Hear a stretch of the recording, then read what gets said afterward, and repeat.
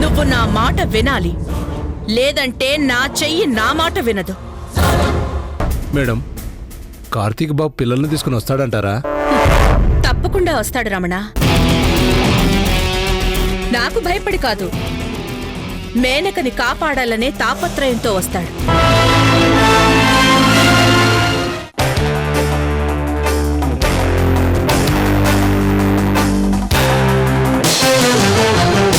చంద్రముఖి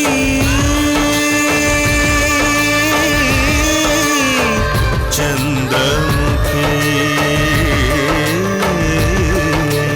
ఏ పెగు నిన్ను కన్నదు గాని, ఏ రగబంధం ఉన్నదు గాని, మనసు తెలిసిన మనిషొకరుంటే నీకు చాలమ్మా. నీ చిట్టి గుండెకు గుప్పెడు ప్రేమే తోడు నీడమ్మా. తొణకని బెణకని వెనకడు గెరుగని ధీరవనితవు నీవేనమ్మా.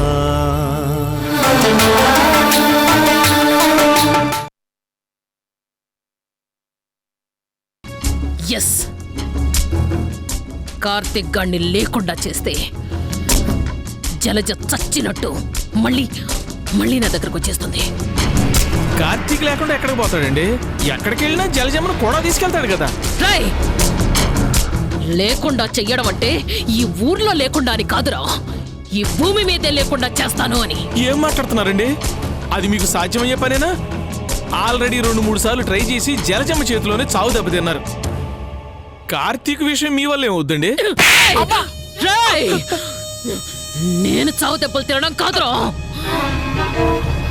దెబ్బ తిన్న పులి పంజా విసిరితే ఎలా ఉంటుందో చూపిస్తా.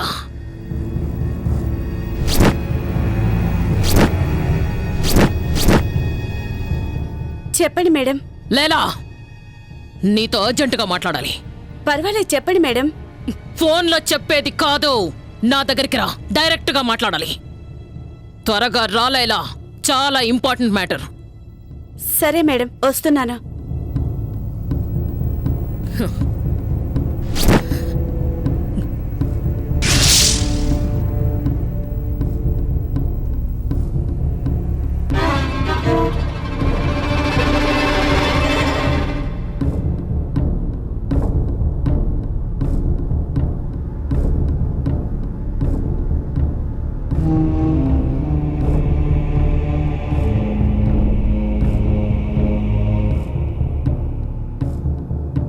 కార్తీక్, అసలేం జరిగింది?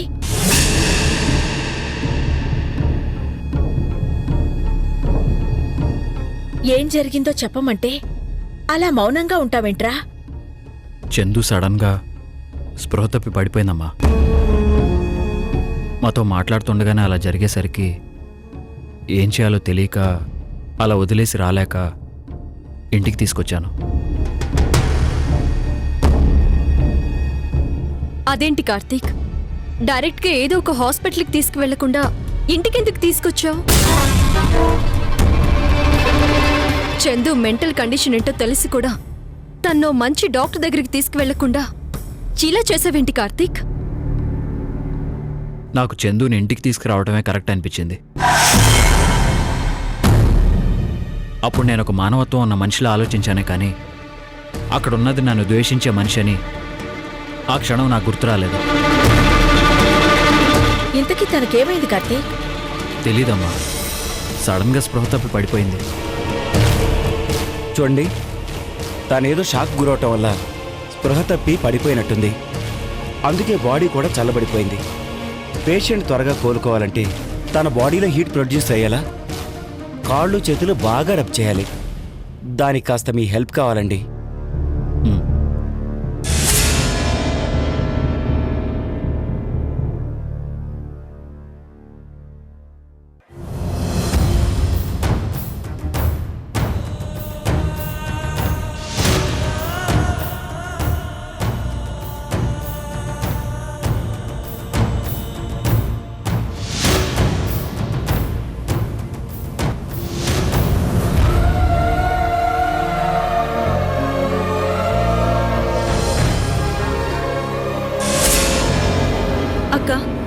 అక్క, కళ్ళు తెరువక్క. చూడమ్మా, పేషెంట్ తనంతట తాను కోలుకునేంత వరకు మీరేం డిస్టర్బ్ చేయకండి. తనకేం ప్రాబ్లం లేదు. అలాగే డాక్టర్. ఛ! దీని పీడ విరగడైంది అనుకుంటే మళ్ళీ తీసుకొచ్చి నెత్తిన పెట్టుకున్నాడు. ఈ కార్తీక్ అస్సలు బుద్ధి లేదు. అక్కడ పడున్న దాన్ని అక్కడే చావనివ్వక మానవత్వం మంచితనం అని చెప్పి మళ్ళీ ఇంట్లో తెచ్చిపెట్టాడు. తర్వాత ఏం జరగబోతుందో ఏంటో.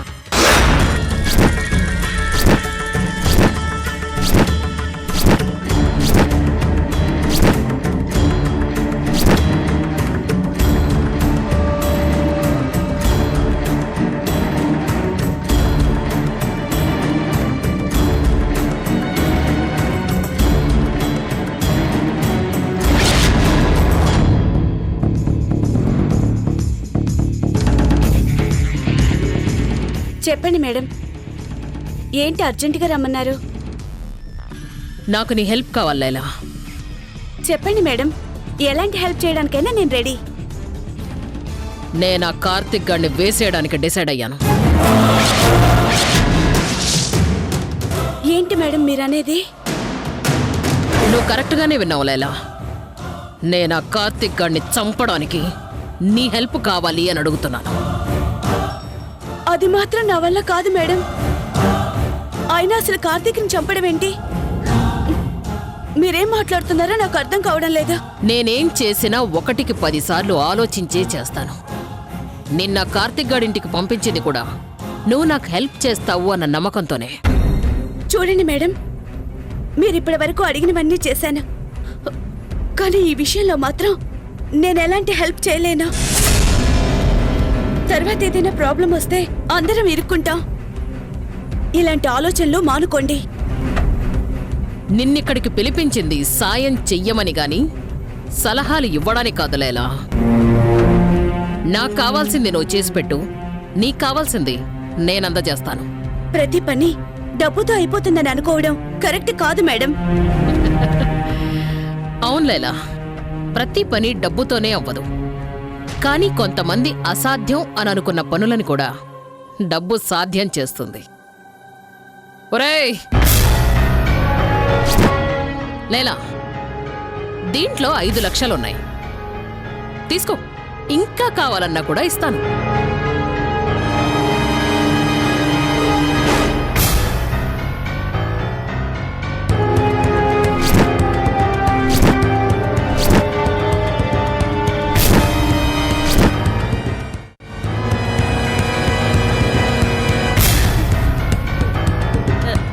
మీరు నన్ను మరీ మొహమాట పెట్టేస్తున్నారు మేడం. నా బలహీనతని మీరు ఇట్టే పట్టేశారు. ప్రతి మనిషికి ఒక బలహీనత ఉంటుంది లైలా. నా బలహీనత నా కూతురు, కానీ దాని బలహీనత ఆ కార్తిక్ గాడు. వాణ్ణి లేపేస్తే తప్ప నా కూతురు నాకు దక్కదు. అందుకే ఈ ప్లాన్ వేశాను. ఇప్పుడు నన్నేం చేయమంటారు మేడం? నువ్వెళ్ళి ఎప్పట్లాగే ఆ ఇంట్లో కూల్గా ఉండు. ఆ, అవసరం వచ్చినప్పుడు నేనే నీకు ఫోన్ చేస్తాను.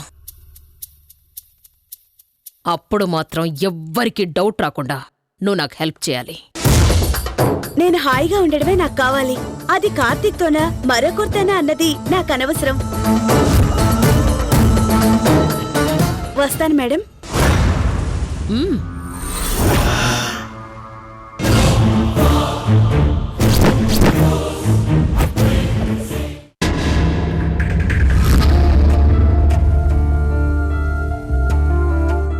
పేషెంట్కి స్పృహ వచ్చింది కార్తీక్. అలాగా, సరే డాక్టర్. రండి. రామెనక. చూడండి.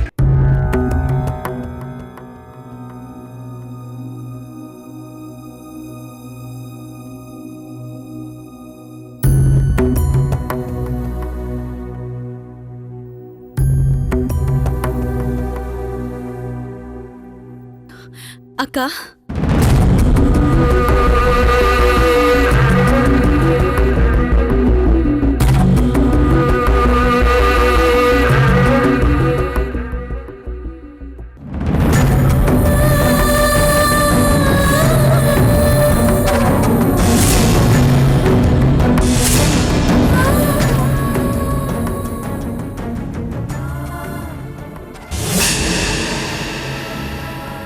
ఇదేంటి నేను ఇక్కడున్నాను అంటే కార్తీక్ మేనక నన్ను ఇంటికి తీసుకొచ్చారన్నమాట.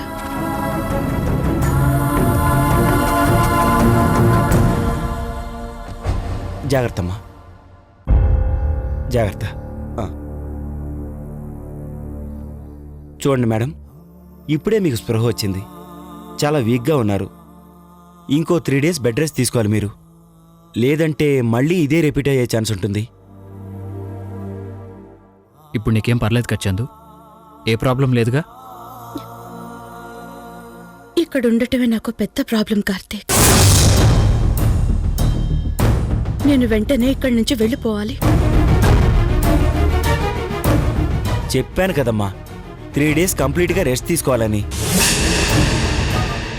లేదు డాక్టర్, నేను ఖచ్చితంగా వెళ్ళి తీరాలి. 3 రోజులు రెస్ట్ తీసుకోవాలని డాక్టర్ చెప్తున్నారు కదా, ఇలాంటి సిచ్యువేషన్లో ఎక్కడికి వెళ్తావు? నువ్వెక్కడికి వెళ్లాల్సిన అవసరం లేదు. అనవసరంగా మొండిదాన్లా బిహేవ్ చేయకు. మీరెన్ని చెప్పినా నేను వినను.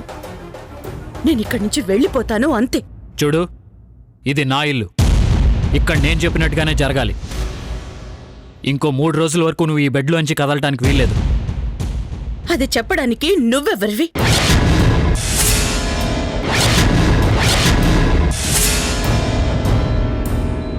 నీ ప్రియుడుగానో మౌడుగానో ఫీల్ అయ్యి నేను కాపాడి ఇక్కడికి తీసుకురాలేదు.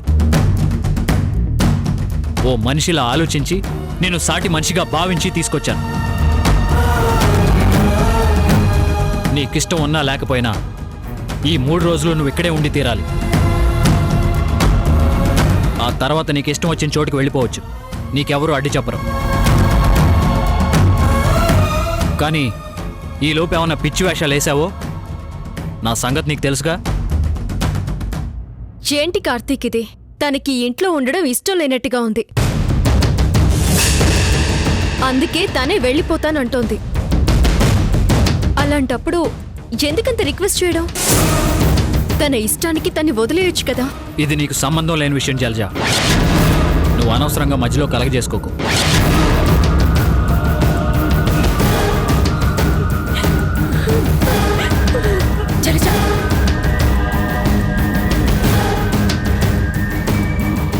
ఏంట్రా ఇది? తనేమో వెళ్ళిపోతానంటుంది, నువ్వేమో బతిమాలుతున్నా. అసలెందుకు ఇదంతా? నాకేం అర్థం కావడం లేదు. డాక్టర్ చెప్పింది విన్నావు కదమ్మా, ఈ టైంలో రెస్ట్ తీసుకోకపోతే మళ్ళీ స్పృహ కోల్పోయే ప్రమాదం ఉందని. అందుకే ఒక 3 రోజులు అందరూ ఓపిక పడితే అంతా సర్దుకుంటుంది.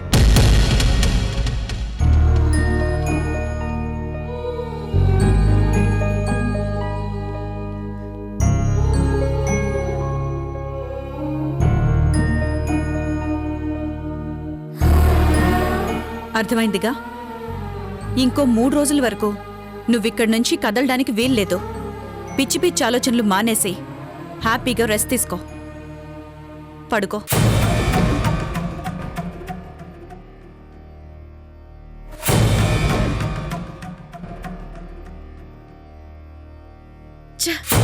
ఇక్కడ ఇలా ఇరుక్కుపోయానేంటి? ఇంకో 3 రోజులు నేను ఇంట్లో ఎలా ఉండాలి? పిల్లల్ని తీసుకుని అప్పుడే వెళ్ళిపోయి ఉంటే నాకే బాధ తప్పుండేది. కానీ టైంకి నేను అలా స్పృహ తప్పి పడిపోయాను. భగవంతుడా, నేను వీళ్ళకి ఎంత దూరంగా ఉండాలని చూస్తే అంత దగ్గర చేస్తున్నావు.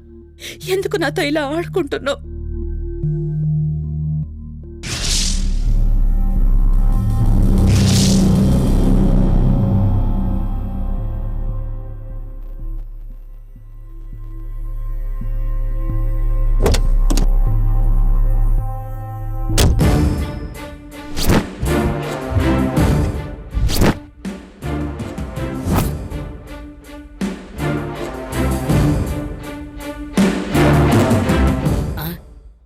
ఏందన్నా ఎస్ఐ వచ్చినాడేంది?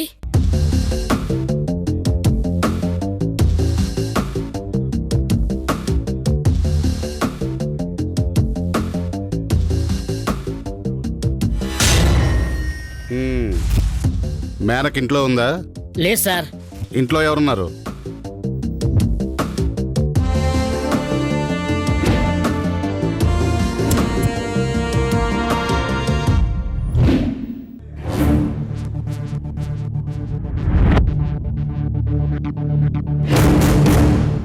ఇతనెవరు? చూడటానికి సైంటిస్ట్లా ఉన్నాడు.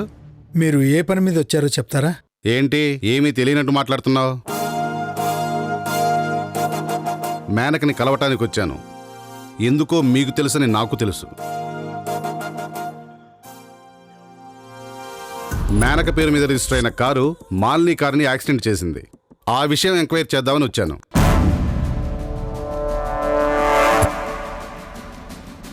బై ద వే, నా పేరు Vikram, sub inspector of police. మీ పేరు? డిఆర్. నేను అడిగింది పేరు, ఇనీషియల్ కాదు. అది ఇనీషియల్ కాదు, నా పేరు. ఎస్ఐ అంటే సబ్ ఇన్స్పెక్టర్ ఆఫ్ పోలీస్ అని అందరికీ తెలుసు. తెలియకపోయినా పోలీస్ అని అర్థమవుతుంది. కానీ డిఆర్ అంటే ఏంటి అని ఎలా అర్థమవుతుంది? డైమండ్ రాజ్. ఏంటి వజ్రాల వ్యాపారం ఉందా? అదే పేరులో డైమండ్ ఉంది కదా, అందుకే అడిగాను. తప్పుగా అనుకోవద్దే. సరే, నేనొచ్చింది మేనక్ కోసం. తను ఎక్కడుందో చెప్తారా? ఇంట్లో లేదు. తెలుసు, ఆ విషయం ఆల్రెడీ వాళ్ళు చెప్పారు. ఎక్కడికి వెళ్ళిందో కూడా తెలీదు. కనుక్కోండి, టెక్నాలజీ ఉంది కదా. ఫోన్ చేసి నేనొచ్చానని చెప్పి ఇక్కడికి రమ్మని చెప్పండి. చూడండి ఎస్ఐ గారు, ఆ యాక్సిడెంట్కి మాకు ఏ సంబంధం లేదు. ఆ కార్ని ఎవరో దొంగిలించారండి. పోలీస్ కంప్లైంట్ ఇచ్చారా? సరే, మేనక్కి ఫోన్ చేసి రమ్మని చెప్పండి. ఎస్ఐ గారు, మేము ఆ డ్రైవర్ కోసం వెతుకుతున్నామండి. దొరకగానే మీకు ఇన్ఫర్మేషన్ ఇస్తాం. పోలీస్ మీరా నేనా?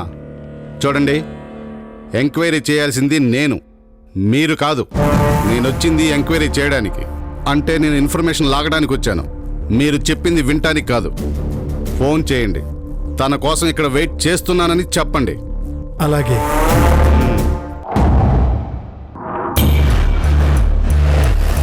మీరంతా ఎవరు? బుజ్జమ్మ మనుషులు బాబు. అంటే మేనక మనుషులా? అవును బాబు. మీరంతా ఏ పని లేకుండా ఇక్కడే ఉంటారా? మా బుజ్జమ్మకి ఏ సమస్య లేకుండా మేము చూసుకుంటాం బాబు. ఓ, మీ వాలకం చూస్తుంటే మీది ఊరు కానట్టుందే. మాది రాయలసీమ బాబు. ఓ, ఫ్యాక్షనిస్టుల ఫ్యామిలీ అన్నమాట. సరే, వెళ్ళి ఓ టీ తీసురాపు. వెళ్ళా.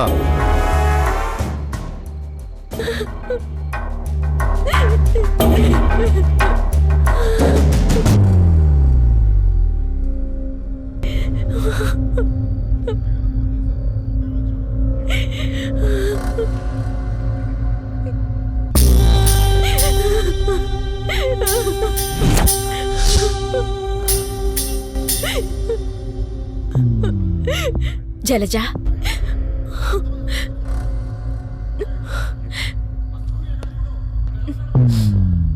ఇప్పుడేమైందని ఎందుకు ఏడుస్తున్నా? ఇంకో 2 రోజులు ఓపిక పట్టు, చందు వెళ్ళిపోతుంది. అది వెళతాను అన్న కార్తీక్ వెళ్ళనిచ్చేలా లేడంటే. అయినా ఎందుకంటే కార్తీక్ ఇలా చేస్తున్నాడు? అది ఎటుపోతే ఈయనకేంటి? ముందేమో కార్తీక్ ని చంపాలని చూసింది, తర్వాత విడాకులిచ్చి నీ దారి నీది నా దారి నాది అన్నట్టుగా మాట్లాడింది. అయినా కార్తీక్ దాన్నే వెనకేసుకుని వస్తున్నాడు. చూసారుగా ఆంటీ, కార్తీక్ ఏమన్నాడు? నాకేం సంబంధం లేదట. ఎందుకు సంబంధం లేదంటే, కార్తీక్ నా భర్త. తను ఒప్పుకున్నా ఒప్పుకోకపోయినా అదే నేను నమ్ముతున్నాను. అలాంటప్పుడు అందరూ వచ్చి ఈ ఇంట్లోనే ఉంటే నాకెలా ఉంటుంది? నా శత్రువులందరూ ఇక్కడికి వచ్చి చేరారు అంటే వాళ్ళు నన్ను ప్రశాంతంగా బ్రతకనివ్వరు. కార్తీక్ ని నన్ను కాపురం చేసుకోనివ్వరు. ఇప్పుడిప్పుడే కార్తీక్ నాకు దగ్గర అవుతున్నాడు అంటే అది భరించలేక వాళ్ళు ఇక్కడికి వచ్చి చేరారు. నాకు భయంగా ఉందంటే. భయమెందుకు జలజ? నీకేం కాదు, నేనున్నానుగా. ఆ చందు ఎక్కువ రోజులు ఇక్కడ ఉండదమ్మా. తను కొంచెం కుదుట పడగానే పంపించేద్దాం. నువ్వు వర్రీ అవ్వకు. అది జరగని పని అంటే వాళ్ళు వెళ్ళడానికి ఇంటికి రాలేదు, నన్ను వెళ్ళగొట్టడానికి ఇక్కడికి వచ్చారు. ముందేమో మేనక పిల్లల పేరుతో ఇంట్లో అడుగు పెట్టింది. వాళ్ళని చూసుకోవడానికి ఇక్కడే తిష్ట వేసింది. తర్వాత చందు కూడా అదే వంకతో ఎంటర్ అయింది. ఇప్పుడు అది కూడా ఇక్కడే ఉండడానికి ప్లాన్ వేస్తుంది. అదే జరిగితే నేను మళ్ళీ ఇంతకు ముందులా అయిపోతానేమోనని భయంగా ఉందంటీ. ప్లీజ్ ఆంటీ, వాళ్ళని పంపించేయండి. వాళ్ళున్నంత వరకు కార్తీక్ నాతో కాపురం చేయడు. ప్లీజ్ ఆంటీ, వాళ్ళని పంపించేయండి. పంపించేయండి. అలాగే జలజ, 2 రోజులు చూసి అప్పుడు మాట వినకపోతే నేనే మెడ పట్టుకుని బయటికి గెంటేస్తాను. సరేనా? చూడమ్మా జలజ, వాళ్ళు నిన్నేదో చేస్తారని నువ్వు భయపడటం పిరికితనం అవుతుంది. నువ్వు కార్తీక్ని ఎలా దగ్గర చేసుకోవాలో ఆలోచించు. వాళ్ళు నీ మాటే వినలేదంటే నా మాట వినకపోవడంలో ఆశ్చర్యమేమీ లేదు. సడన్ గా నువ్వు కొంచెం హక్కుతో మాట్లాడేసరికి అలా అన్నాడు, అంతే. నువ్వేమీ మనసులో పెట్టుకోకు. అన్నీ నీకు అనుకూలంగానే జరుగుతాయి. సరేనా? పిచ్చి పిల్ల, టేక్ కేర్.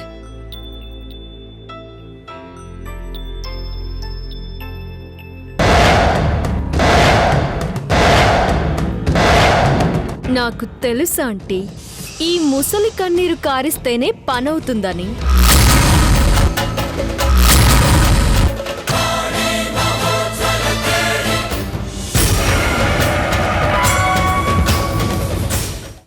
మాలినీదేవికి జరిగిన యాక్సిడెంట్లో మీకు సంబంధం ఉందని మా డిపార్ట్మెంట్ నమ్ముతుంది. నీ డ్రామా సక్సెస్ అయినట్టుంది. ఎప్పుడెప్పుడు ఇంట్లోంచి వెళ్ళిపోవాలా అని నేను ఆలోచిస్తున్నాను. కానీ వెళ్ళకూడదు, ఇక్కడే ఉండాలి అని నాకు అనిపించేలా నువ్వే చేసావు. యాక్సిడెంట్ అయిన కారు మేనకా అనే ఆవిడ పేరు మీద రిజిస్టర్ అయి ఉంది.